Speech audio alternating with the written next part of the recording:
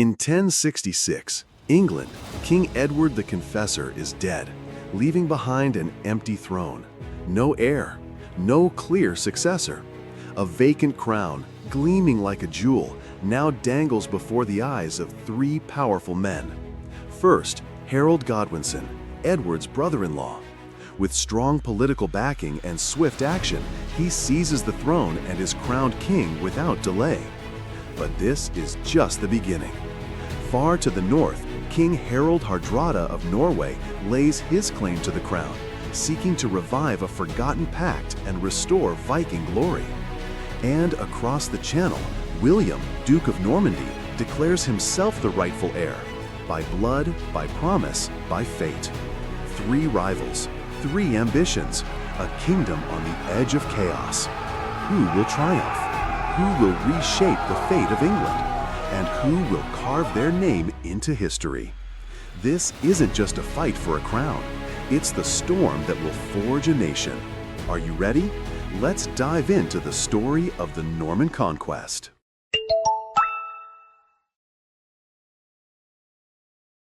Now, let's turn to the central figure of our story, William the Conqueror. William was born a bastard, the illegitimate son of the Duke of Normandy. His mother was of humble origin, the daughter of a tanner, and once the Duke's concubine. Around the year 1027 or 1028, William entered the world already marked by social stigma. And when his father died unexpectedly, William, just 7 years old, was named as his heir. But this inheritance didn't bring him peace. It brought danger. Rival nobles were furious. Jealousy turned to hatred. His childhood was shaped not by privilege, but by survival. More than once, someone tried to kill him. Assassination attempts became part of life. Even after he solidified his rule as Duke, people still whispered behind his back, calling him William the Bastard. All of this left a mark. From an early age, William carried a fire within him, a fierce need to prove his worth, to rise above his birth, and to carve his name into history. So when King Edward the Confessor of England died, leaving the throne empty, William saw it not just as a chance, but as destiny. England, a rugged island nation on the northwestern edge of Europe, carries a history as layered as a towering hamburger, each layer marked by conquest and cultural fusion. Its earliest known inhabitants were the Britons, descendants of the Celtic peoples who first called the island home. In 43 AD, the Roman Empire launched its invasion, establishing control that lasted nearly 4 centuries until their legions withdrew around 410 AD. In the vacuum that followed, waves of Germanic tribes, mainly the Angles and Saxons, arrived from mainland Europe, carving out their own kingdoms across the land. From the 8th century onward, the Vikings of the north repeatedly raided and settled in England, further reshaping its social and political fabric. And then came 1066. The death of Edward the Confessor left the English throne empty, setting the stage for yet another brutal struggle over power and destiny. Let's take a closer look at the three powerful men locked in a fierce struggle for the English throne. First up is Harold Godwinson. He was King Edward's brother-in-law and, without question, the most influential native noble in England, with deep roots and vast power. The moment Edward passed away, the English nobles wasted no time. They quickly elected Harold as king. He was crowned swiftly, gaining an early advantage. But his grip on the crown was far from secure. Two formidable rivals were already crossing the seas to challenge him. Next, we have Harald Hardrada, King of Norway.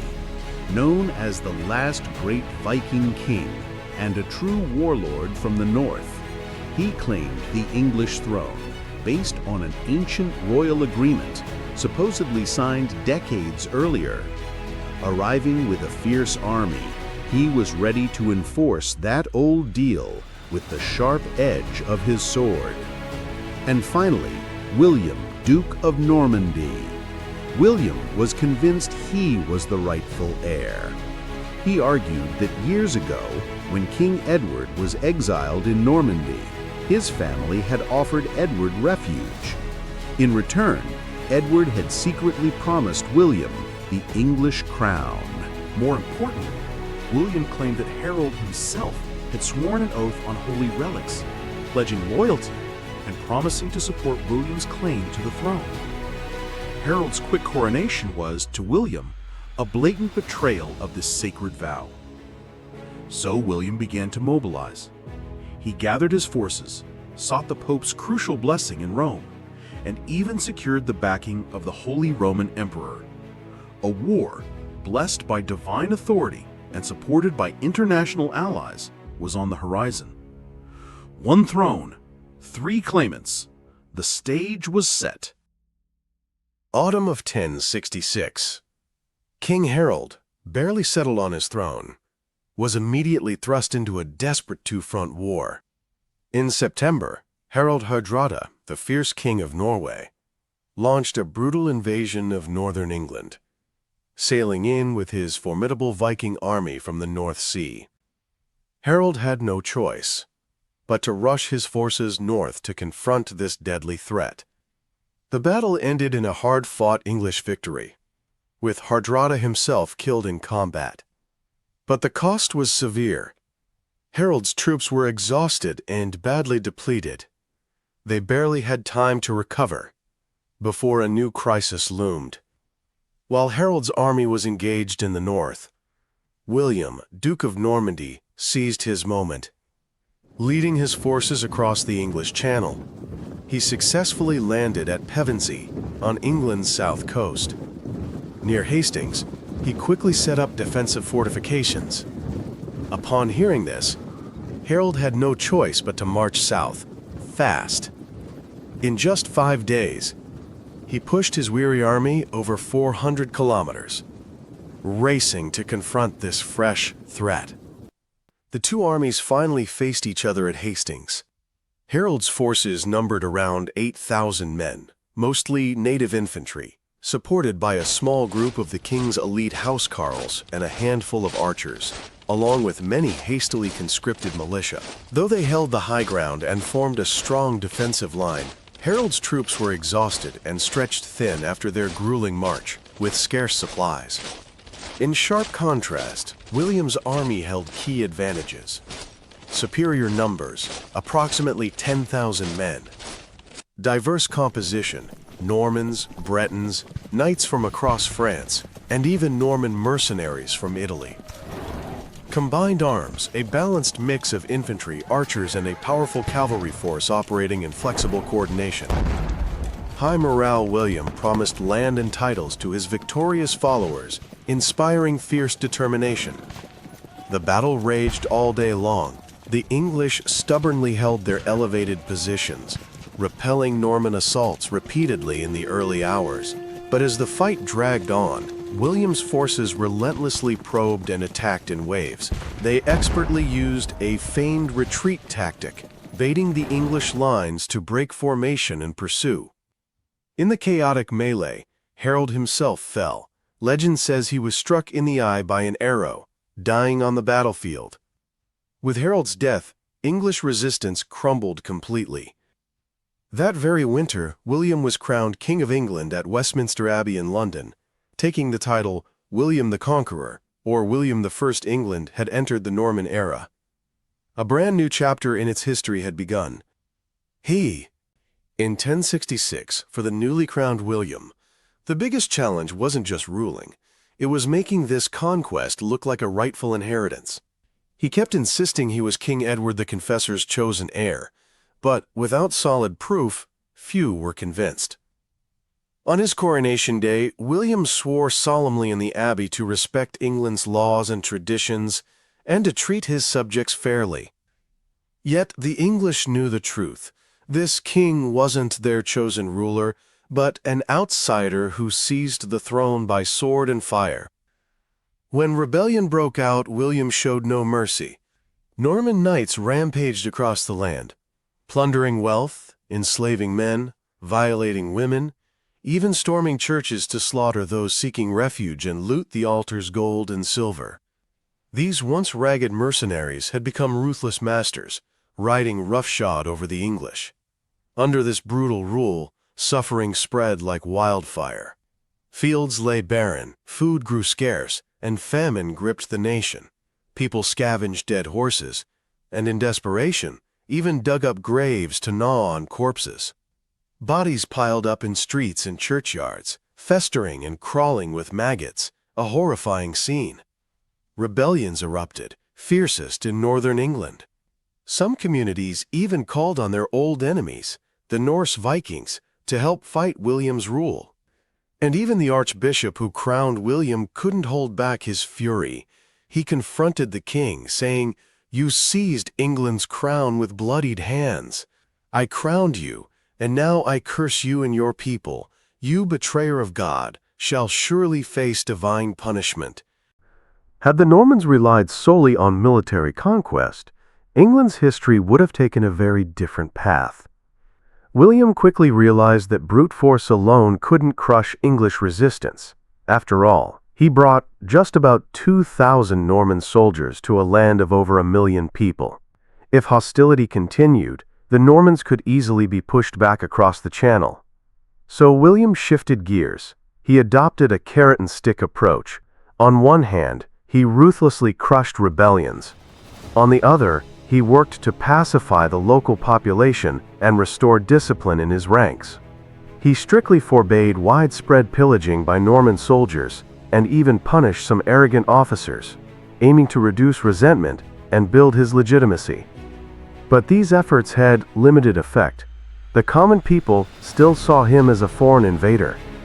The native nobility, meanwhile, remained pragmatic.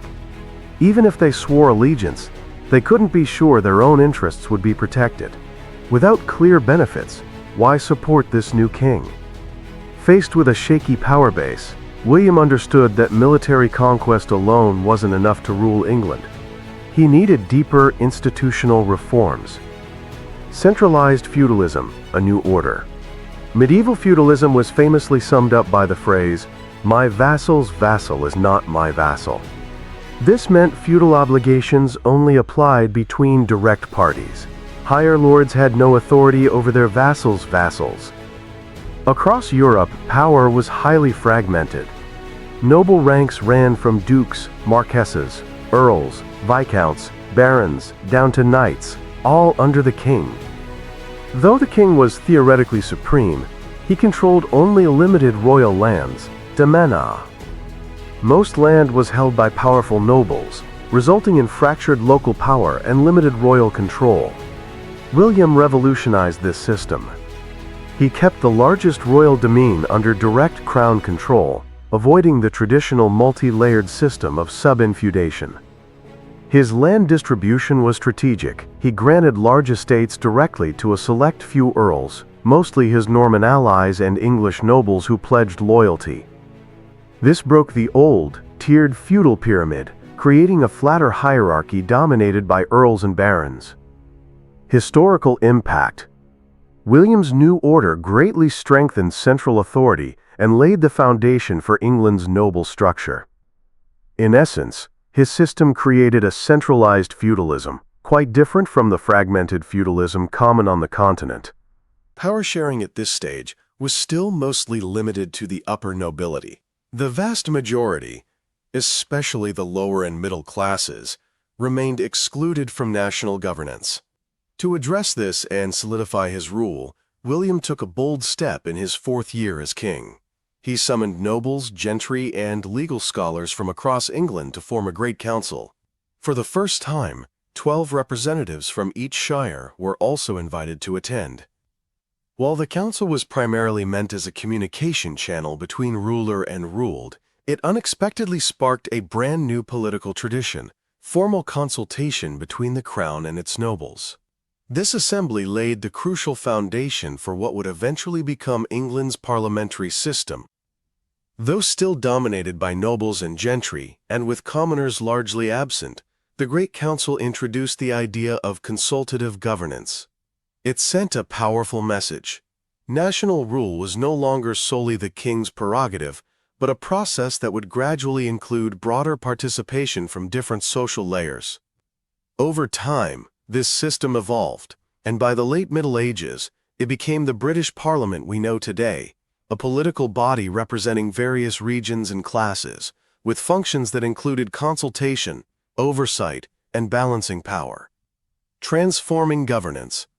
After William established the Great Council, England's governing structure changed profoundly. The council helped balance competing interests between the nobility, the church, and local lords, stabilizing the nation's ruling order in the process. More importantly, it planted two foundational pillars for Britain's later democratic politics. An institutional foundation, the Great Council, created a mechanism for collective consultation and shared governance.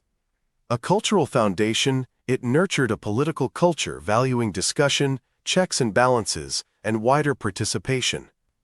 From advisory body to administrative core. Originally advisory, the Great Council gradually split into specialized bodies, committees handling finance, justice, and administration. These committees were the embryos of modern government departments. While noble elites still directed decisions, everyday administration increasingly fell to a rising class of middle and lower-ranked intellectuals and lesser nobles. They formed England's first professional administrators, the backbone of an emerging bureaucratic state. The Great Survey, the Domesday Book.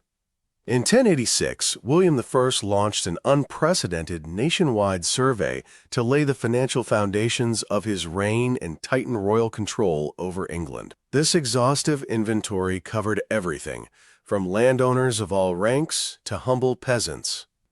Everyone was required to swear an oath before God and declare in exact detail their landholdings, manor sizes, labor force, livestock, farm tools, and even the extent of meadows, forests, pastures, and fish ponds.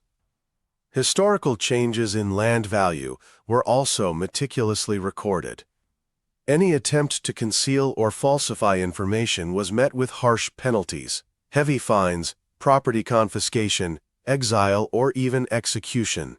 The resulting document was vast and all-encompassing. The Normans called it the King's Register, but the English aptly dubbed it the Domesday Book, evoking the weight of the Last Judgment itself. William sent out survey commissions composed of chancellors, court officials, and archbishops to every shire. These teams held public hearings and conducted door-to-door investigations to gather the data. At first glance, the Domesday Book served the Crown as a reliable tool to secure stable tax revenues. But its deeper significance was far more transformative. For the first time, the state officially recognized individual property rights. As a conqueror, William could have treated English lands simply as spoils of war, redistributing or seizing them at will. Instead, this survey established clear legal ownership for every resident, no matter their origin. This marked a profound shift, from plunderer to legitimate ruler. The Norman nobles evolved from foreign invaders into integrated parts of English society and governance, ushering in a new era. Most importantly, the Domesday Book embedded the idea of property rights into the national consciousness. This is mine, you can't take it. That's yours, I won't interfere. Land ceased to be just a possession by force and became protected by law, with clear rules for inheritance and transfer. Even centuries later, many British land titles trace their roots directly back to this thousand-year-old record. The nation's deep respect for property and legal precedent springs from this very foundation. The Domesday Book is one of Britain's most treasured historical documents. During World War II, to shield it from bombing raids, it was secretly relocated to a medieval prison hidden deep in the mountains, testament to its immense importance. Its significance is only rivaled by the Magna Carta, and it still holds legal weight today. In fact, in a 1963 land dispute, a British court cited the Domesday Book as authoritative evidence. In short, what began as a vast survey for tax purposes became an unexpected cornerstone for the formal establishment of property rights in England. With that, William the Conqueror completed his triple conquest of England: conquest by force, conquest by politics, and conquest through institutions. Looking back from today's perspective, William may have originally come simply to claim a throne and seize wealth. Yet, unintentionally, the institutions he established laid the very foundations of what would become the English state. Many of Britain's core legal concepts, political structures, and economic systems can trace their roots directly to this series of conquests. This teaches us an important lesson. The greatness of a historical figure is often not measured by what they initially set out to do, but by what they ultimately leave behind. Thanks for watching this episode. If you liked it, please hit like, follow, and share. In the next episode, we'll explore the captivating story of the Plantagenet dynasty. Don't miss it!